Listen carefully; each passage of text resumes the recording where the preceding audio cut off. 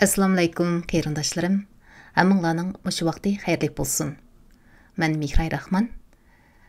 Amerikaning Washington rayonidan sizga bevosita anglatish beryapman. Bu anglitishimizda biz ya'ni davomli o'qiyotgan Shirin Buloq, ya'ni payg'ambar sallallohu alayhi vasallamning tarjimali Uyg'urcha tarjima qilingan sirani o'qiyotimiz. Tünögün biz o'qib, da'vatni qabila va shaxslarga kengaytirish degan mazmun kelgan edik. Undaq bo'lsa, diqqatingiz bizning kitob o'qish munbirimizning bevosita tarqitish sayfasida bo'lsin. Rahmat. Da'vatni qabila va shaxslarga kengaytirish.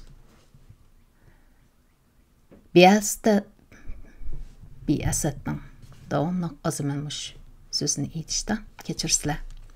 Biyasatning 10-yili Zulqayda milodiya 619-yil 6-ayning oxiri 7-ayning boshlari da payg'ambar sallallohu alayhi vasallam islom da'vatini yangi boshdan qayta jonlantirish va uni qabilalar va shaxslargacha kengaytirish maqsadida Makka ga qaytib keldi.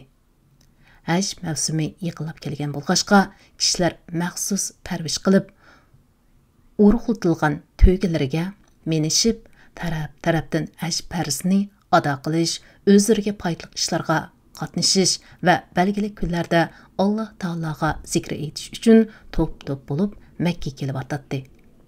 Shunga payg'ambar sallallohu alayhi vasallam bu fursatni ching tutib, har qaysi qabila a'jlari tushgan o'tanglarga birma-bir berib, biyasatning 4-yildan keyingi odati bo'yicha ularga islom dinining to'g'ri din ekanligini tanishtirmoqchi va da'vat elib bormoqchi bo'ldi.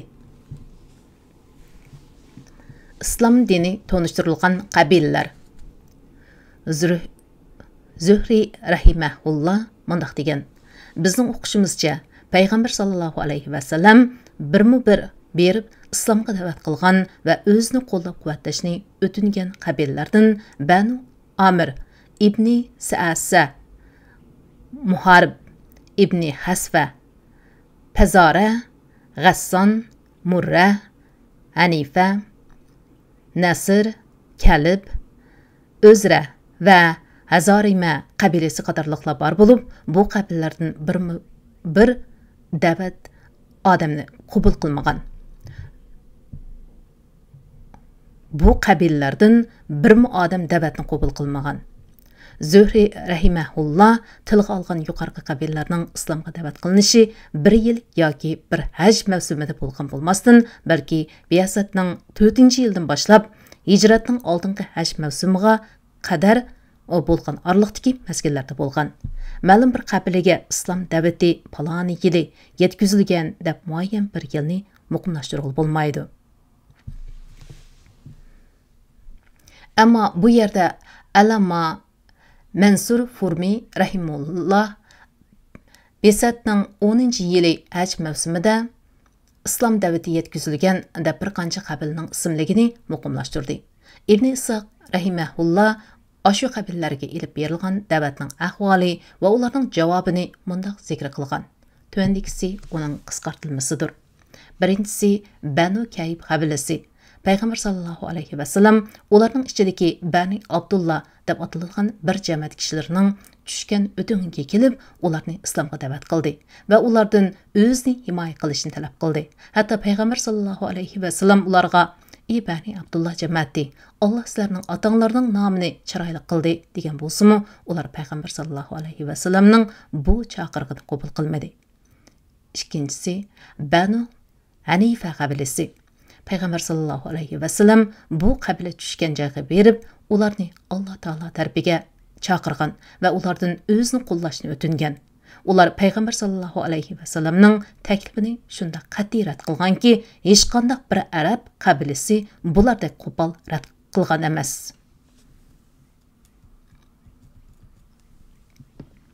Uchinchisi, payg'ambar sallallohu alayhi vasallam yana Amir ibn Sa'sa jamoati tushgan manzilga kelib, ularni Alloh taolo tarafga chaqirdi va o'zini himoya qilishni o'tindi. Bu Hayr ibn Firas degan shu qabiladagi bir kishi Alloh bilan qasamki, agar men bu yigitni Qurayshlardan himoyamga oladigan bo'lsam, arablar meni yevatidi, dedi. Onda u yana aytib baqa, agar biz sana mushu ishqa bay'at bersak, ondan Alloh seni muxallif kuchlar ustidan g'olib qilsa, sendan qolganda huquq bizning bo'la olamdi yo'q, dedi. Payg'ambar sallallohu alayhi vasallam huquq, mansab Xudoning ilikida. Uni Alloh o'zi xohlagancha o'rlashtirdi, deb javob beribdi eliqi kishi. Biz seni deb o'zimizni arablarning hujum o'qig'ini nishon qilamiz. Ondan Alloh seni g'olib qilsa, uning samarasi boshqalarga mansub bo'ladi. Shundaqmi?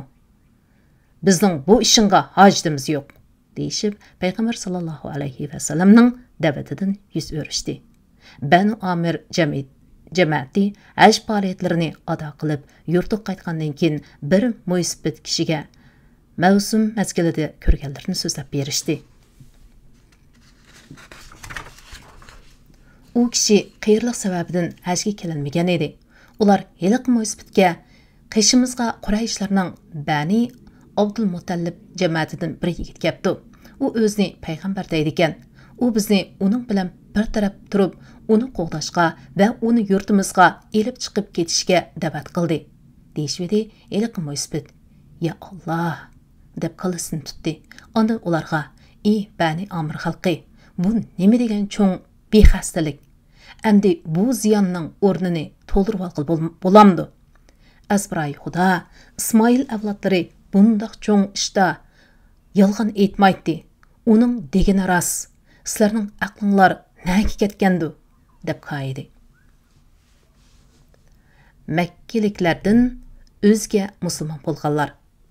Payg'ambar sallallohu alayhi vasallam islom da'vatini har qaysi qabila va oymoq umaklariga tashviq qilib, ko'rginiga o'xshash ayrim arboblar, ayrim shaxslarga yetkazib tunishtirib ko'rdi. Ularning ba'zilaridan chiroyli javoblarga erishdi. Ba'zilari mushu mavsumdan ozroq yillar musulmon bo'lib keldi. Tuanda ularning qisqacha ahvoli tunishtirildi. Birinchisi Suvayd ibn Samid raziyallohu anhu. U Yasrib, ya'ni Madinalik yetishgan shoir edi. Uning qo'rqmas jasorati, she'riyatga talanti, sharaf, hasab va nasab jihatiga o'rni uchun al-jamoat uni komil, ya'ni ma'nisi yetishgan kishi deb atashgan edi. U Makkaga haj qilg'ilmi yoki umr qilg'ilmi kelganda Payg'ambar sallallohu alayhi vasallam uning bilan uchrashib, uni islomga da'vat qilgan edi. U Payg'ambar sallallohu alayhi vasallamga mundoq dedi: "Sening da'vat qilgan ehtimol mendekiga o'xshash bir ish bo'lsa kerak." Payg'ambar sallallohu alayhi vasallam: "Sendeki qandoq ish edi u?" dedi Suvayd. "Luqmanning hikmati" deb javob berdi. Payg'ambar sallallohu alayhi vasallam: "Menga aytib bergin" dedi Suvayd. Payg'ambar sallallohu alayhi vasallamga biladiganlarni aytib berdi. Payg'ambar sallallohu alayhi vasallam buni anglagandan keyin: "Bu mu yaxshi kalom ekan? Mendekisi buningdan afzal. U Alloh menga nasil qilgan nur, hidoyat, nurliq Qur'ondir" dedi. Uningga Qur'on o'qib berib, uni musulmon bo'lishga da'vat qilgan edi. U shu an musulmon bo'ldi va haqiqatanmi she'rin yaxshi kalom ekan, dedi. Keyin u Madinaga qaytib berib, uzoq o'tmay Buaz urushi deganimiz Madinada o'ltirishliq Avs va Hazrajdan iborat ikki qabila o'tirisidagi qabila urush ekan. Buaz urushida qazo qildi. Uning musulmon bo'lgan vaqti Bisatning 11-yilning boshlariga to'g'ri keladi. Ikkinchi Ilyas ibn Maas. U Basrbilik o'qimishliq yigit edi. U Avs haj umiki bilan billa Hazrajlarga qarshi Qurayshlar bilan ittifoq tuzish uchun Makka ga kelgan. U Bisatning 11-yilning boshlarida Buaz urushi portlashning sal oldidagi ish bo'lib, ayni chaqda Yasribda Avs Hazrajdan iborat ikki qabila o'tirsidagi adovat o'tlari yamrayotdi. Avs qabilasi son jihatda Hazraj qabilasidan xeyli oz edi. Payg'ambar sallallohu alayhi vasallam bularning yetib kelganligidan xabar tepib, ular tushgan yerga berib, ular bilan ahvollashdi va mundishib o'tirishib, sizlar maqsad qilib kelgan eliqiy planlaringlardanmi yaxshiroq bir ishqa rag'bat qilamsizlar, dedi. Ular nima ish u? deb so'radi payg'ambar sallallohu alayhi vasallam. Men Allohning payg'ambari. U meni bandalarni Allohga ibodat qilishga, Allohga hech narsani sherik keltirmaslikka da'vat qilish uchun avatdi va menga kitob nasil qildi, dedi. Onda ularga Qur'on o'qib berdi. Bu chaqda İlyas ibn Ma'az, "Ey qavmim, Alloh bilan qasamki, mana bu sizlar planlab kelgan ishdan cho'qim yaxshi ekan", degan edi. Abul Viyassar to'liq ismi Anas ibn Rafiya bo'lib, o'mak a'zolarining biri. O'ltirgan yerdan bir siqim sheg'il to'pini elibla İyasning yuziga chashdi va "Bizni yiroq ket, Azroil Xudo, biz boshqa ish uchun keldik", dedi. Shuning bilan İyasmu jim qoldi. Payg'ambar sallallohu alayhi vasallammu ketib qoldi. Keyin ular Qurayshlar bilan ittifoq tuzishda kelisholmay qaytib ketdi. Ular Basrga qaytib kelib, uzoq o'tmay İyas o'lib ketdi. U o'lar vaqtida bir Allohdan boshqa hech iloh yo'q. Alloh hammadan ulug'dir. Alloh pok, munazzahdir. Barliq hamd sana Allohga xosdir, deb tahlil va takbir aytgan ekan. Shunga Madina xalqi İyasning musulmon holatda o'lganligiga shak qilmaydi. Abu Zar G'ifar. Abu Zar Madina atrofiga joylashgan aholilarning G'ifar qabilasidan. U payg'ambar sallallohu alayhi vasallam to'g'risidagi xabarni Suvayd ibn Samit va İyas ibn Ma'azlar orqali anglagan.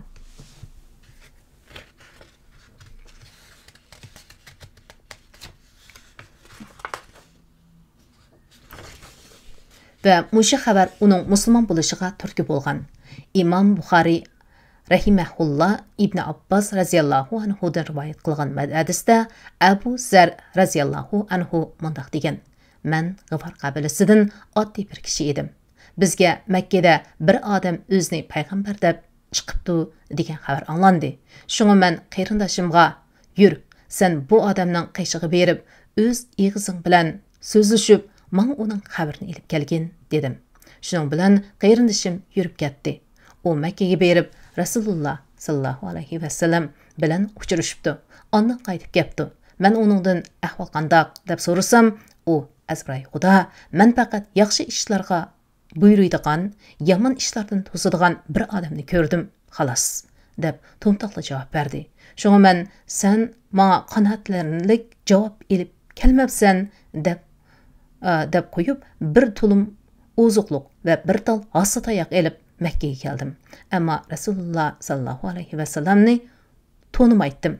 Biror kishidan so'rashni afsus ko'rdim. Shunga men ussam Zamzam suyidan ichib masjidda o'ltirdim. Shu asnoda qishimga Ali ibn Abu Talib raziyallohu anhu kelib, "Musofir o'xshamamsan?" deb so'radi. Men "Ha, musofirman" desam, u "Uyga borayli" dedi. Shuning bilan men uningga agishib uyga bordim. U mu gap so'ramadi, men uningdan gap so'ramadim yoki o'zim tanishtirmadim. Atiganda Rasululloh sallallohu alayhi vasallamni bir uqay degan umidda masjidga keldim. Ammo uni menga tanishtirib qo'yadigan kim bor deysiz? Abu Zar raziyallohu anhu mundaq deydi: "Bu kunimi kash kirib ketdi. Ali yana kelib, taqsir teg'chi boradigan yerini topolmadimikin deb so'radi. Men shundaq teg'chi topolmadim dedim. U yana meni uyiga elib ketdi. U mundaq deydi: Ali raziyallohu anhu ketib etib, "Sen nima odam? Bu yerga nima ish bilan kelgan?" deb so'radi. Men uningga "Agar sir tutsang aytib beraman" dedim. U "Cho'qim sir tutaman" dedi. Shuning bilan men uningga "Bizga mushu yerdan bir kishi o'zini payg'ambar deb chiqibdi" degan xabar anglandi. Men uning bilan so'zlashib kelish uchun bir qarindishimni avatgan edim. Lekin u Makkadan qanoatlarni javob bormabdi. Shunga shaxsan o'zim bevosita berib ko'rishib kelay deb kelgan edim, dedi. Ali raziyallohu anhu menga "Sen haqiqatan to'g'ri qilibsan. Men hozir shuning qishig'iga ketib boraman. Menga agishibman. navoda men ehtiyot qilishga tegishlik biror odamni ko'rsam, kashimni o'ng'ishigan bo'lib, tam tubiga o'tib turman. Sen menga to'xtamay o'tib ketaver, dedi. Shuning bilan u oldimroq, men keyinroq so'ngdishib mangdik. Bir chaqdan keyin Rasululloh sallallohu alayhi va sallam bar manziliga kirdik. Men Rasululloh sallallohu alayhi va sallamga menga islomni tanishtirgan dedim. U menga islomni tanishtirgan edi. Men shu yerda musulmon bo'ldim. Rasululloh sallallohu alayhi va sallam menga: "Ey Abu Zar, sen bu ishni sir tutib yurtingga qaytqin. Bizning zuhur oshkora bo'lgan qilgan xabarimizni anglasang, ondan kelgin", dedi. Men seni haq din bilan avatgan Alloh bilan qasamki, men bu dinni ularning hammasi bor yerda jakarlayman, dedim. Shuning bilan men masjidga keldim. Qurayshlar hammasi yig'ilib parangga tushgan ekan, men ularning so'riniga kirib berib: "Ey Quraysh xalqi, bir Allohdan boshqa hech ma'bud barhaq yo'q", deb guvohlik beraman. Va Muhammad sallallohu alayhi va sallam Allohning payg'ambari va Allohning bandasi deb guvohlik beraman, deb tovladim. Ular birdak: "Turinglar, bu murtadni uringlar", deb cho'qan ko'tarishdi-da, hammasi yomishib meni o'lgidek urdi. Bir chaqda Abbos kelib meni ostiga besib yetib oldi va ularga qayib: "Voy sizlarga, g'afforlik bir odamni o'ldirmoqchimisizlar? Sizlarning tijorat bozoringlar va o'tish yo'linglar g'affor tursa", dedi. Shuning bilan ular meni urishdan to'xtadi. Atsi tang etib edi, masjidga yana bordim va oldin kun deganlarimni yana dedim. Ular yana "Uringlar, bu murtadning adibini beringlar", deb barqirashdi. Shuning bilan menga oldingi kuniga o'xshashla tayoq, to'qmoqlar yig'ib ketdi va bir ozoddan keyin yana Abbos kelib o'zini ustimga tashlab, oldingi kunda deganlarni takrorlab ularni haydavatdi. 4. Tufayl ibn Amri Davsi. U bütün arablarga tanishliq katta jamoat arbobi, talantli shoir va Davis qabilasining qabila boshlig'i edi. Yamanning atrofiga joylashgan bu qabilaning xalqlik yoki yerim xalqlik o'rni bor edi. Tufayl Makkaga Bisatning 11-yili keldi. U Makkaga yetib kelganda Makkaliklar uning oldiga chiqib qarshi oldi. Uning qadam tashrif qilganligi uchun oliy ehtirom bildirishdi va uningga dediki: "Ey Tufayl, siz bu yerga qadam tashrif qildingiz. Aramizdan chiqqan bu odam bizga nurg'un avarchilik tep berdi. Al jamoatimiz orasiga tapriqchilik soldi. İşlerimizga putli qashang paydo qildi. Uning so'zlari sehrning so'zi. Ota-bola, aka-uka, arxudullarning o'tirisiga so'g'uqchilik soladi. Biz sizga va sizning qalbingizga bizning beshimizga kelgan kalmishlar kelib qilishidan ansiraymiz. Shunga siz uningga gap qilmang va gapiga quloq solmang." Tufayl raziyallohu anhu mundaq dedi: "Alloh bilan qasam qilamanki, ular menga so'zlab berib, oxiri men ularning gapiga quloq solmaslik va o'zim ularga gap qilmaslik qaroriga keldim. Hatto men ularning gapini tasaddibiy anglab qolmaslik uchun masjidga borganda quliqimni paxta bilan etib bordim." U yana mundaq deydi: "Men shunday qilib bir kuni atigan masjidga bordim. U payg'ambar sallallohu alayhi va sallam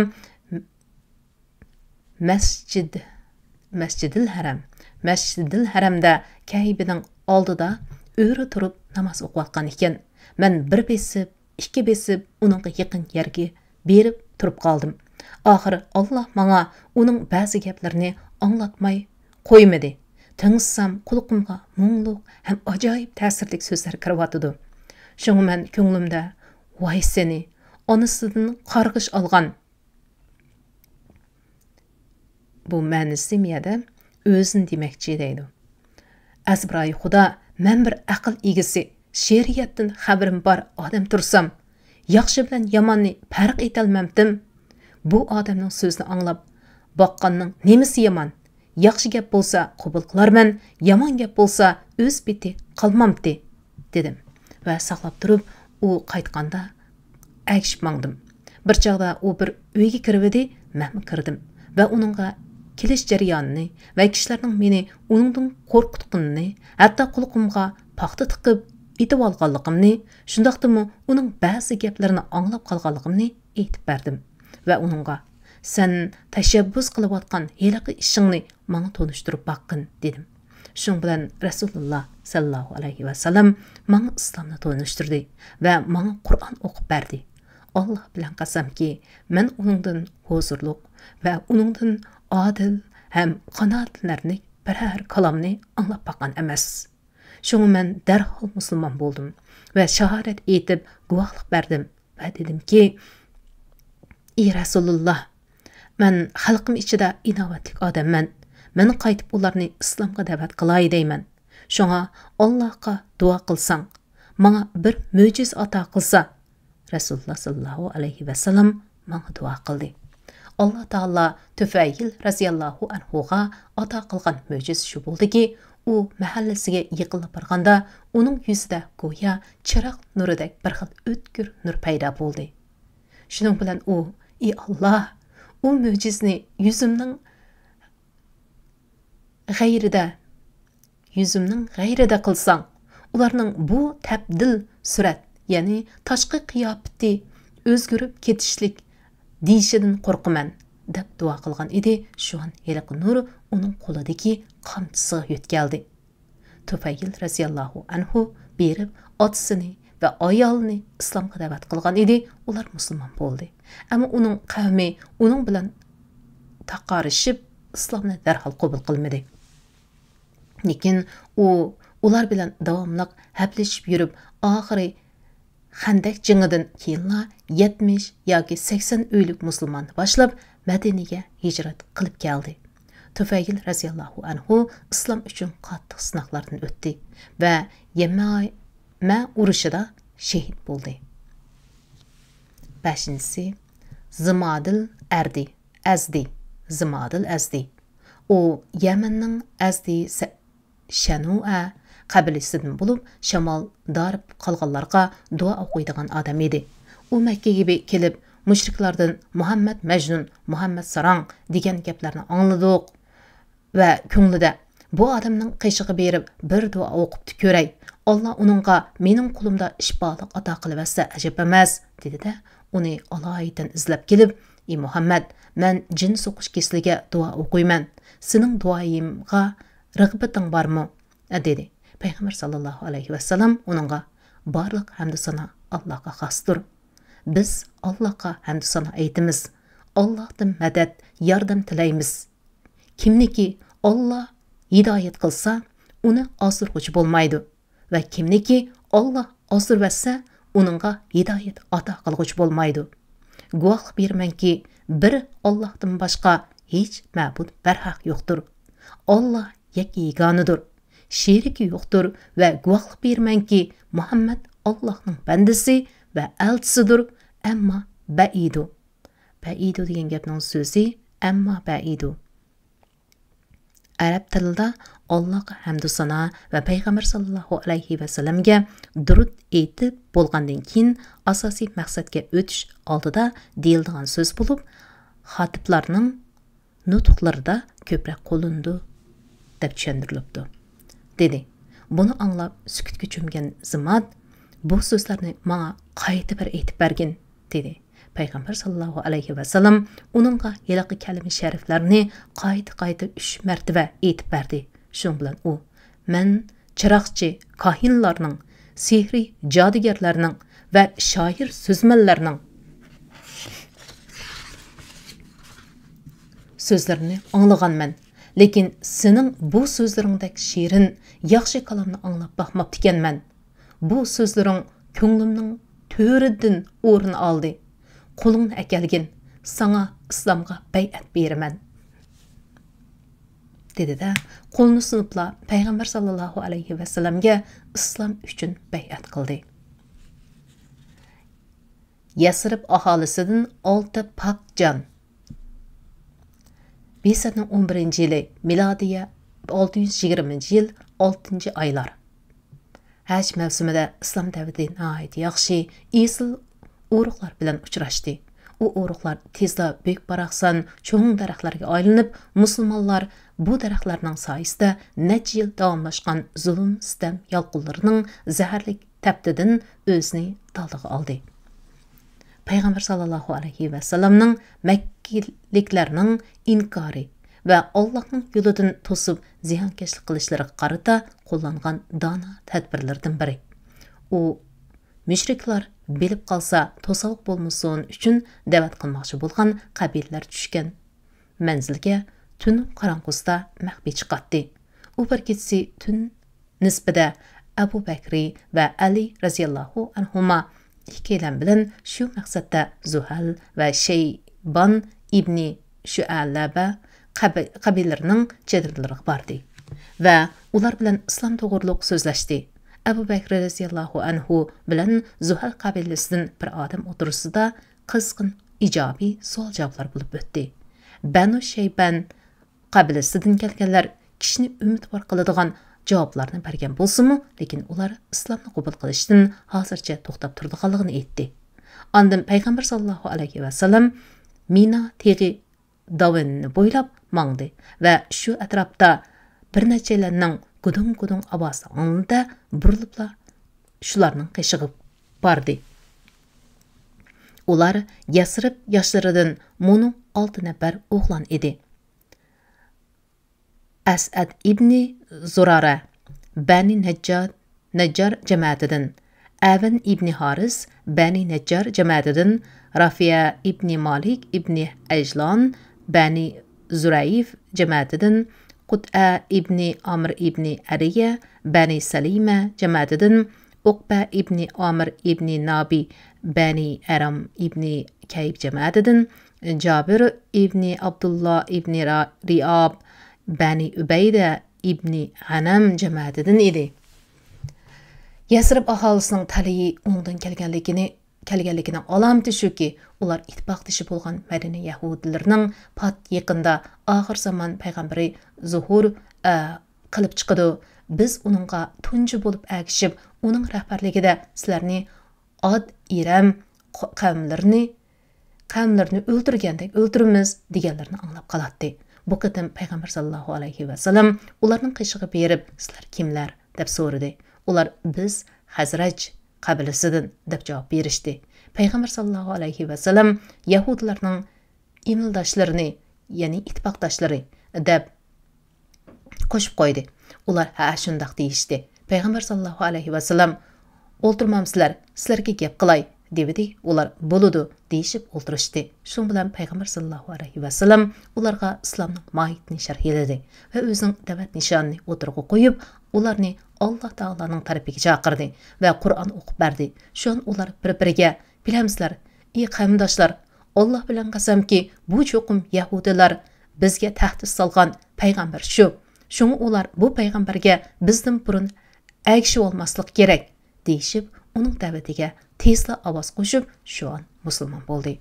Ular Yasribning yiroqni ko'rar aqillari bo'lib, amdla oyoqlashgan, ammo yanla yamrash ehtimoli bo'lgan ishki urush o'ti ushqunlari Yasrib xalqini qattiq olsiratibatgan bo'lg'ashqa, ular payg'ambar sallallohu alayhi va sallamning bu da'vatning urushning talto'kis oxirlashining asosiy bo'lib qolishini umid qilishdi. So'ng ular: "Ey Rasululloh, biz hozir xalqimizni tashlab bu yerga keldik. Ularning orasidagidek o'ch adovat va yomonliklar hech qanday bir qavm orasida bo'lmas. Umidimiz shuki, Alloh sening sababing bilan ularni birlashtiribsa, ajab emas. Biz qaytib ularni bu ishga da'vat qilamiz va biz qabul qilgan bu dinni ularga tonishtiramiz. Agar Alloh ularni sen orqali birlashtiribsa, u chaqda sendan aziz odam bo'lmaydi" deyishdi. Ular Madinaga qaytganda islom elchiligini birga elib kelishdi. Natijada Ansar oilalarining hammasida payg'ambar sallallohu alayhi va sallamning gapidan boshqa gap bo'lmaydigan holat shakllandi.